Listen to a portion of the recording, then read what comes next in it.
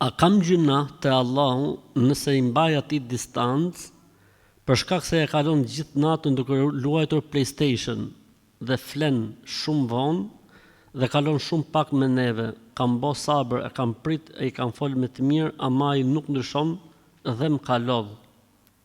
Unë nuk duhet të kem asnjë lloj komunikimi me të derisa ta kuptoj që unë e kam seriozisht.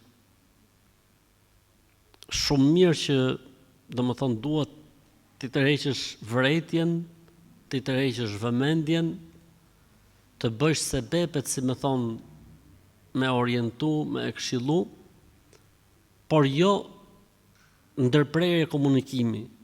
Kjo asnjë lloj komunikimi është problem fetarisht. Asnjë lloj komunikimi është problem fetarisht.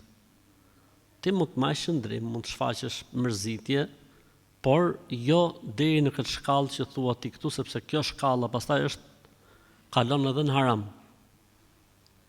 Po mu më bën habi ky tipi, burri martum me PlayStation. Po ta ka dhënë Allahu Play-in aty më vëlla. Ke vakt me lujt Play sa dush. Halal. Subhanallah. Çan këta njerëz vëlla.